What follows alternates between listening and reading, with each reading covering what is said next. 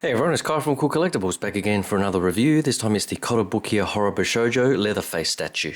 For all your Kotobukiya statues, click the link in the description below to head on over to Big Bad Toy Store. They ship worldwide, so definitely check them out. Right, I shipped out my Big Bad Toy Store pile of loot about 4 to 5 weeks ago, so the virus is definitely taking its toll on shipping times. But I do have the Bishoujo Leatherface, Bishoujo Pennywise, and for Transformers fans I've also got the 30 DLX Soundwave reviews coming up next, so hopefully you can subscribe and stick around for all of that. But in the meantime, this particular statue is another nice addition to the Horror Bishoujo series. Love the way they're doing their box art these days. They've really upped their game on these, I think, in recent times. I love the prototype artwork there by Shunya Yamashita. And the Leatherface there is looking very creepy. Love the product art at the back there. And they've even got some of those little details for collectors. Now, as you open the lid here, has the date for the Texas Chainsaw Massacre itself, which is just a nice little touch. So collectors are keeping these boxes, but for mine, I've pretty much thrown out all of my boxes, so I guess it's a waste on my part, but I just don't have the storage for all of it. But onto the statue. The only swap out piece they do have is the leather face, of course, with the mask on. It's got pretty nice details, but in comparison to the stock head sculpt, I haven't really decided on which one I want to go with, but I think I might actually stick with this one. To be honest, it would have been nice if the mask was a further accessory that you could sort of lay down, pretty much like the one of the other, I can't remember which one was the other one, where the mask wasn't on the figure itself, but I guess it's a good swap out option. But for my Bishoujos, I think I just like them looking a little bit pretty, I guess, which is the whole point of these things. And this one just looks a little bit almost too creepy. But the swap out feature isn't too hard. It is a little bit tight straight out of the box, but it is keyed, as you can see in there. If you can, in the lighting, it is keyed, so it fits in pretty nicely. So a nice option if you want to go for that. But onto the statue.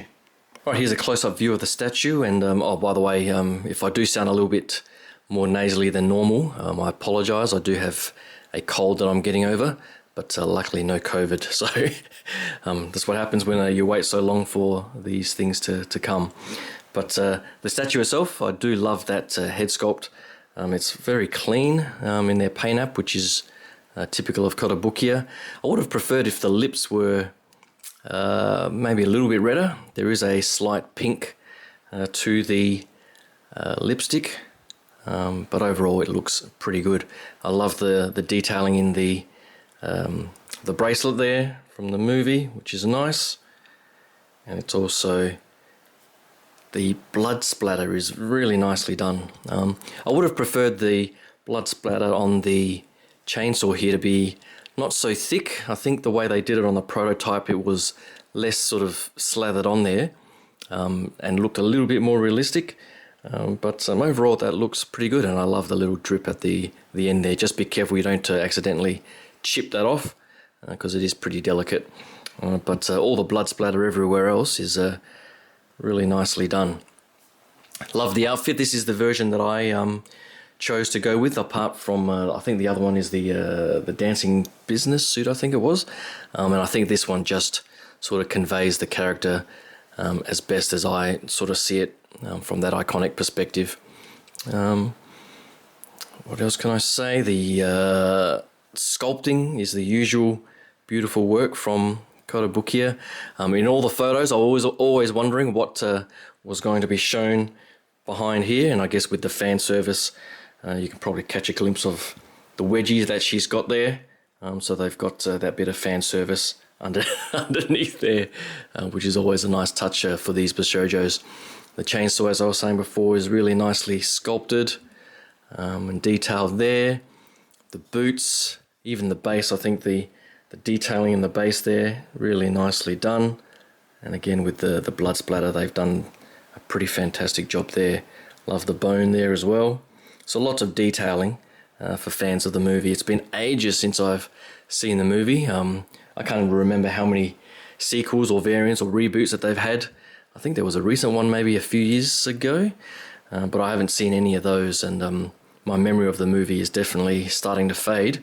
So I might actually have a bit of time over the weekend and check it out again if I can find a place to stream it.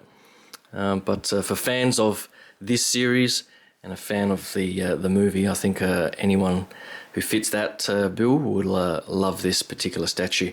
And I think she looks great along with the rest. And I try to go with the characters that are iconic. So the only one I've missed so far in the series is, I can't remember her name, the bride, Tiffany I think it is, from The Bride of Chucky, where I just didn't think that was iconic enough in the outfit and the style. But all of these other ones I think look fantastic. But that's pretty much it for my quick thoughts on Leatherface here. Hopefully you can stay tuned for my next review, which will be the Pennywise, which I think is my new favourite in the series, although that does have a couple of, or at least one big nitpick of mine that I'll go through in that video. But until then, thanks again, and I'll talk to you guys soon. Cheers.